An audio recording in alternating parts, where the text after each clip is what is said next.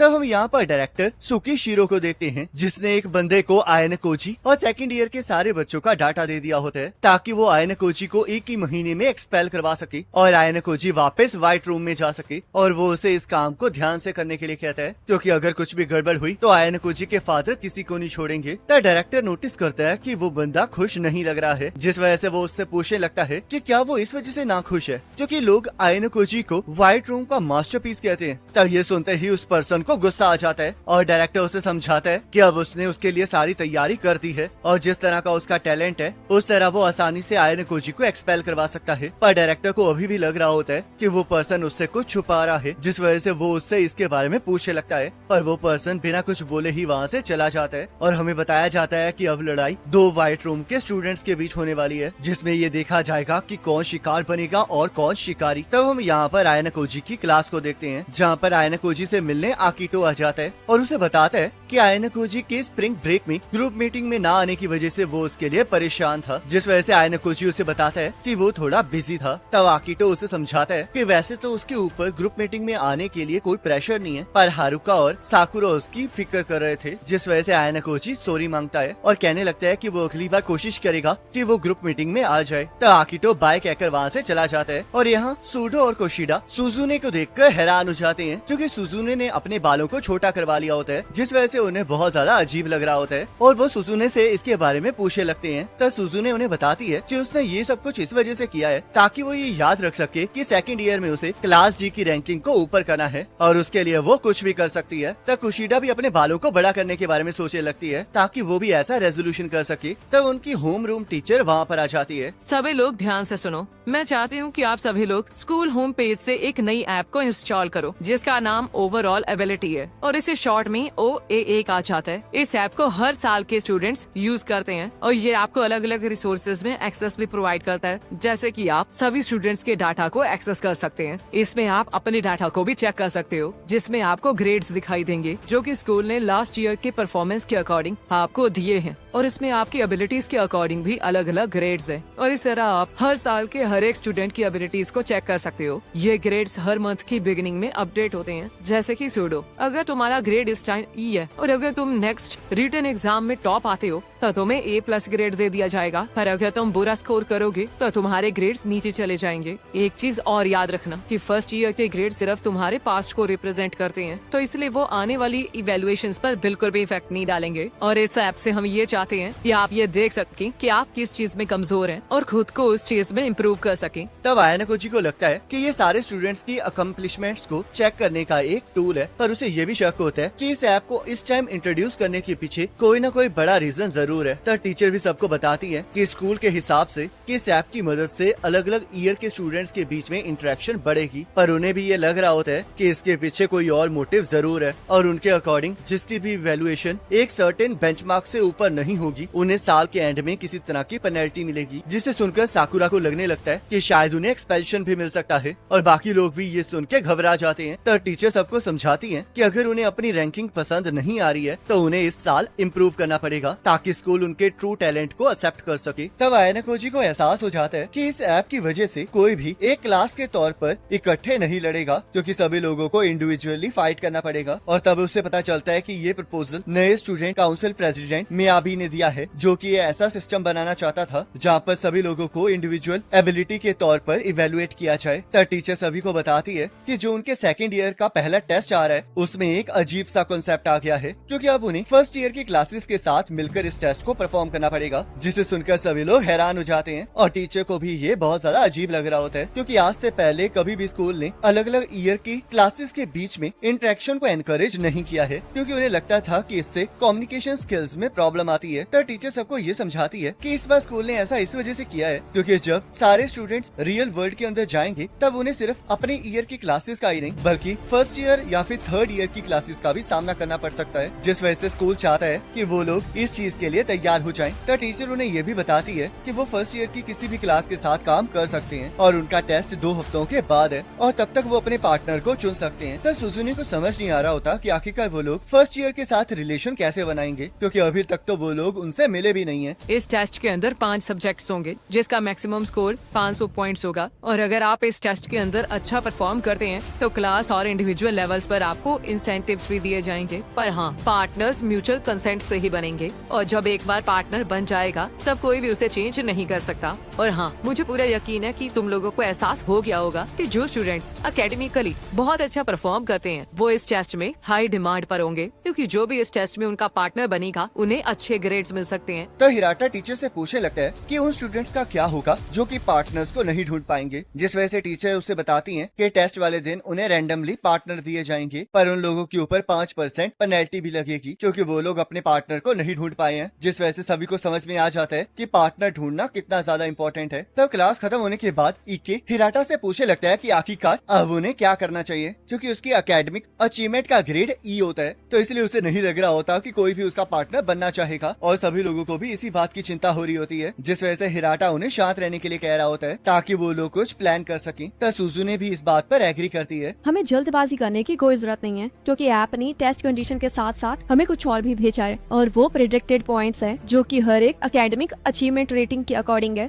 एक्सपेल्शन से बचने के लिए तुम्हारे और तुम्हारे पार्टनर के मिलकर 500 पॉइंट से ऊपर होने चाहिए, जिसका मतलब अगर किसी के एकेडमिक अचीवमेंट इस टाइम ई लेवल पर है तो अगर वो बी या फिर उसके ऊपर वाले लेवल के बंदे के साथ पार्टनर बनता है तो वो बड़े आराम से टेस्ट को पास कर सकते हैं। तो हिराटा भी इस बात पर एग्री करता है और सबको हौसला देता है कि अगर उन्होंने पिछले टेस्ट को क्लियर किया है तो वो इस टेस्ट को भी क्लियर कर लेंगे। तो सुजुने सबको समझाती है कि सबसे इम्पोर्टेंट पार्टनर ढूंढना है, तो इसलिए अगर उन्हें कोई भी प्रॉब्लम आएगी तो सुजुने और हिराटा उनकी मदद करेंगे। तो यहाँ आयनकोची टेस्ट की कंडीशंस को पढ़ रहा होता है। अगर किसी भी ईयर के स्टूडेंट ने इंटेंशनली अपने स्कोर को लोअर किया तो उन्हें उसे टाइम एक्सपेल कर दिया जाएगा। इस रूल से किसी को भी अपने पॉइंट्स को नीचे करने से रोका जा सकता है, पर व्हाइट रूम के स्टूडेंट्स के ऊपर ये अप्लाई नहीं होता है, जिस वजह से अगर किसी भी व्हाइट रूम के स्टूडेंट ने मेरे साथ पेयर अप कर लिया तो वो स्कोर को 0 ले जाने में बिल्कुल भी हेजिटेट नहीं करेंगे और मुझे भी अपने साथ एक्सपेल करवा देंगे। जिसका मतलब अगर मैं व्हाइट रूम के किसी स्टूडेंट को अपना पार्टनर चुन लेता हूँ तो मेरा खेल खत्म हो जाएगा। मुझे पूरा यकीन है कि डायरेक्टर सुकीहिरो ने ही इस रूल को इंट्रोड्यूस किया होगा। तो सुजुने आयनकोजी को मिलने बुला लेती है और उससे विंटर ब्रेक के दौरान उनके बीच में हुए वादे को याद दिलाती है, जिसके अकॉर्डिंग अगर आयनकोजी टेस्ट में जीतेगा तो सुजुने स्टूडेंट काउंसिल को ज्वाइन कर लेगी, पर अगर सुजुने जीतेगी तो आयनकोजी को अपने सारे टैलेंट का इस्तेमाल करके अपनी क्लास की रैंकिंग को ऊपर ले जाना होगा। और सुजुने तय करती है कि अगले आने वाला टेस्ट इस कंपटीशन के लिए बिल्कुल परफेक्ट है, जिस वजह से आयनकोजी इसके लिए तैयार हो जाता है। तब सुजुने उसे बताती है कि उसने ये चेक कर लिया है कि फर्स्ट ईयर के अंदर ग्रेड बी और उसके ऊपर के टोटल 54 स्टूडेंट्स हैं और उनकी क्लास में सिर्फ 4 ही लोग हैं जिनके एकेडमिक अचीवमेंट ई लेवल पर है, और अगर वो ग्रेड डी वाले स्टूडेंट्स को भी कंसीडर करते हैं तो वहाँ पर टोटल 12 स्टूडेंट्स हैं, जिसका मतलब उनके पास काफी ऐसे फर्स्ट ईयर्स हैं जिनका वो इस्तेमाल कर सकते हैं। पर अब उन सबके लिए ये सबसे बड़ी प्रॉब्लम है कि आखिरकार जो फर्स्ट ईयर के टॉप स्टूडेंट्स हैं वो लो ग्रेड वाले स्टूडेंट्स के साथ पार्टनर क्यों बनेंगे, जिस वजह से अब सुजुने और आयनकोजी को कुछ न कुछ करना होगा। तब सुजुने सूडो के लिए एक पार्टनर ढूंढने के बारे में कहने लगती है, जिस वजह से आयनकोजी उससे पूछने लगता है कि सूडो की तो एकेडमिक अचीवमेंट बढ़ रही थी तो क्या इसकी कोई जरूरत है, पर सुजुने उसे समझाती है कि ये एकेडमिक अचीवमेंट से रिलेटेड नहीं है, क्योंकि सूडो को देखकर सभी लोग डर जाते हैं, तो इसलिए उसके लिए पार्टनर ढूंढना सबसे ज्यादा मुश्किल है और इसीलिए वो चाहती है कि आयनकोजी इसमें उसकी मदद करे। तब उन्हें एक मैसेज आता है जिससे कि उन्हें पता चलता है कि क्लास बी की रिप्रेजेंटेटिव इचिनोजे ने एक मिक्सर को अनाउंस किया है ताकि फर्स्ट ईयर और सेकंड ईयर के स्टूडेंट्स आपस में मिल सकें, और इसमें सिर्फ उसकी क्लास का ही नहीं बल्कि बाकी क्लास का भी फायदा होगा। तब आयनकोजी को पूरा भरोसा होता है कि क्लास ए और सी भी अपने अपने तरीके से कुछ न कुछ जरूर करेंगे, और चाहे सुजुने को ये पता नहीं होता है कि रियोन और साक्यरागी क्या करने वाले हैं, पर उसे इस बात पर यकीन होता है कि इस नेगोशिएशन में सबसे इम्पोर्टेंट चीज प्राइवेट पॉइंट्स होने वाले हैं। तो तुम ये कहना चाह रही हो कि हमें उन्हें ब्राइब करना चाहिए? सही कहा, क्योंकि पॉइंट्स ही ऐसी चीज है जो कि फर्स्ट ईयर के लिए इम्पोर्टेंट है। नॉर्मल कंडीशन में तो हमें अपने पर्सनल फंड को डोनेट करके एक सर्टेन नंबर ऑफ स्टूडेंट्स को अपनी साइड कर लेना चाहिए, पर हमारे पास पॉइंट इनकम कम है, जिस वजह से मनी गेम खेलना बहुत ज्यादा मुश्किल होने वाला है। तो इसलिए मैं सबसे पहले मिक्सर पे जाके फर्स्ट ईयर के स्टूडेंट्स को अपनी साइड करूंगी ताकि हम पार्टनर को सिक्योर कर सकें। ठीक है, फिर मैं भी तुम्हारे साथ चलूंगा। आखिरकार तुम कब से इतने कोऑपरेटिव हो गए? ऐसी कोई बात नहीं है, मैं बस ये देखना चाहता हूँ कि आखिरकार तुम ये कैसे करोगी। तो सुजुने आयनकोजी और सूडो मिक्सर को देखने चले जाते हैं, जहाँ पर इचिनोजे वहाँ पर आए लोगों के बीच में ट्रस्ट को बिल्ड कर रही होती है और सूडो पूछ रहा होता है कि आखिरकार वो लोग वहाँ पर क्यों नहीं जा रहे हैं, क्योंकि ऐसे तो क्लास भी सारे स्मार्ट स्टूडेंट्स को अपनी साइड कर लेगी। जिस वजह से सुजुने सूडो से पूछने लगती है कि क्या उसे सच में लगता है कि उन तीनों में से कोई भी इचिनोजे को सोशल ग्रेसेस में हरा सकता है। तो सूडो भी कुछ नहीं कह पाता, जिस वजह से सुजुने उन दोनों को वहाँ से चलने के लिए कहने लगती है और सूडो इसका कारण पूछने लगता है। तो सुजुने उसे समझाती है कि आधे से भी ज्यादा लोगों ने मिक्सर को अटेंड नहीं किया है, जिस वजह से वो उनसे बात करना चाहती है। तो सूडो को कुछ समझ नहीं आ रहा होता, जिस वजह से सुजुने उसे कहती है कि वहाँ पर फर्स्ट ईयर के क्लास 1D के कोई स्टूडेंट नहीं है और क्योंकि वहाँ पर 40 स्टूडेंट्स हैं और उनमें से कोई भी वहाँ पर नहीं आया है, तो इसका एक ही मतलब है कि वो क्लास एक यूनिट की तरह काम कर रही है, जिसका मतलब उसका एक लीडर है। और इसी वजह से सुजुने ये चाहती है कि वो डायरेक्ट लीडर से बात करे ताकि उसे इंडिविजुअली स्टूडेंट्स को मनाना न पड़े। तब वो लोग फर्स्ट ईयर की क्लास की तरफ जाने लगते हैं और उन्हें रास्ते में क्लास A का हाशिमोटो मिल जाता है, जिसे लग रहा होता है कि इचिनोजे जो कर रही है वो बस एक बेवकूफी है, क्योंकि उसे बाकी लोगों की जगह खुद की चिंता करनी चाहिए। तो सुजुने हाशिमोटो से पूछने लगती है कि क्या उसने भी मिक्सर में पार्टिसिपेट इस वजह से नहीं किया क्योंकि साकिया नागी को इसके बारे में पहले पता लग गया था, जिस बात पर हाशिमोटो एग्री करता है। और सुजुने पूछने लगती है कि आखिरकार वो लोग किस तरह फर्स्ट ईयर के स्टूडेंट्स को अपनी तरफ करने वाले हैं, जिस वजह से हाशिमोटो उसे बताता है कि ये सब कुछ साकिया नागी पर डिपेंड करता है और उसे तो बस उसका हुक्म ही मानना है। तो हाशिमोटो वहाँ से चला जाता है, जिस वजह से वो लोग भी क्लास 1D की तरफ बढ़ने लगते हैं और तभी उन्हें रास्ते में क्लास C का रुइन मिल जाता है, जो कि सुजुने से कहने लगता है कि वो लेट हो गई है। तो क्या तुम भी मिक्सर को छोड़कर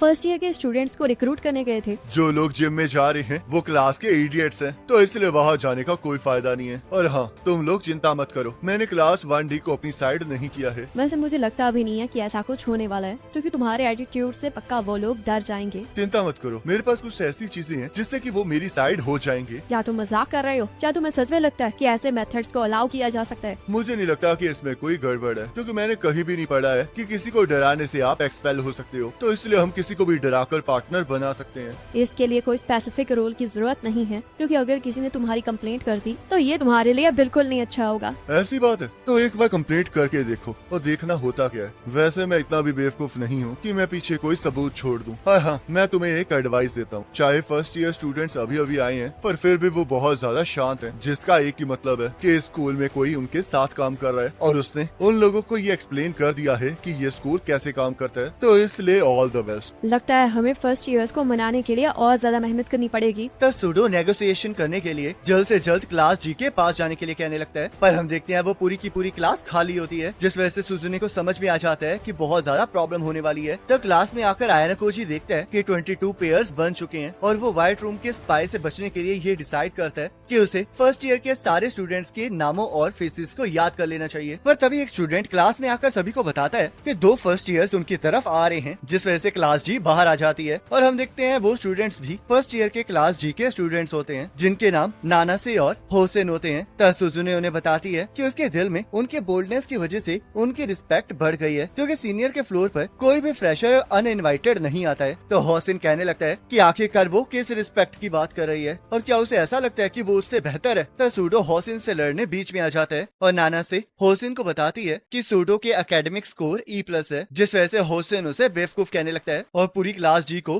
फेलियर का ग्रुप कहने लगता है, क्योंकि वही सिर्फ उनसे मिलने अपनी क्लास से बाहर आई होती है। और ये भी कह रहा होता है कि अगर फ्रेशर्स उनकी मदद नहीं करेंगे तो वो लोग कभी भी टेस्ट को क्लियर नहीं कर पाएंगे, जिस वजह से अगर उन्हें उनकी मदद चाहिए तो उन्हें उसके सामने झुककर भीख मांगनी चाहिए। तो सूडो को और ज्यादा गुस्सा आ जाता है, पर सुजुने उसे शांत रहने के लिए कहती है। लगता है तुम्हें कोई गलतफहमी हो गई है, क्योंकि हम दोनों ही क्लास G से बिलोंग करते हैं, तो इसलिए हमारा लेवल बिल्कुल सेम है। क्या तुम मजाक कर रही हो? लगता है तुम्हें समझ में नहीं आ रहा है कि हमारे पास बहुत सारे ऑप्शंस हैं, तो इसलिए हमें तुम लोगों की कोई भी जरूरत नहीं है। लगता है इन लोगों को एहसास हो गया है कि फर्स्ट ईयर्स के पास एक यूनिक वेपन है। तो आखिरकार तुम करना क्या चाह रहे हो? तुम्हें शायद एहसास है कि हम लोग स्कोर्स को नीचे ला सकते हैं। तो सूडो उसे कहने लगता है कि आखिरकार वो क्या बकवास कर रहा है और उसे समझाता है कि अगर वो ऐसा करेगा तो वो भी नहीं बचेगा। ये सच बात है कि अगर हम मेहनत नहीं करेंगे तो हम एक्सपेल हो सकते हैं, पर अगर हम टेस्ट से पहले ही अपना पार्टनर बनाने से रिफ्यूज कर देंगे तो हमें पेनल्टी मिलेगी, और क्योंकि सिर्फ सेकंड ईयर वाले ही एक्सपेल हो सकते हैं, तो इसलिए इसमें सबसे ज्यादा नुकसान तो तुम्हारा है। पर चाहे तुम लोग एक्सपेल नहीं हो सकते, और फिर भी तुम्हारे प्राइवेट पॉइंट्स बहुत कम होंगे। ये तो सच बात है, पर तुम्हारे साथ जो होगा उसके सामने तो ये कुछ भी नहीं है। तो नानी से भी इस बात पर एग्री करती है और उन्हें बताती है कि उनके सिर्फ 3 महीने के प्राइवेट पॉइंट्स ही काटे जाएंगे, जिस वजह से उन्हें इसमें कोई भी इशू नहीं है। तो सूडो होसेन का कॉलर पकड़ लेता है, पर सुजुने उसे शांत रहने के लिए कहती है और उसे याद दिलाती है कि ये स्कूल किस तरह काम करता है। तो होसिन सूडो को नीचे फेंक देता है और ऐसा कहने लगता है कि उसने तो उसे बस टच ही किया है, जिस वजह से सूडो उठकर फिर से उसके ऊपर हमला करने लगता है। पर तभी क्लास सी का इशिजाकी आकर उसे रोक देता है, जिस वजह से होसिन उसे कॉकरोच बुलाने लगता है और इशिजाकी होसिन को धमकी देने लगता है। पर रेयोन आकर इशिजाकी को पीछे हटने के लिए कहता है और उसे बताता है कि अगर वो आगे बढ़ेगा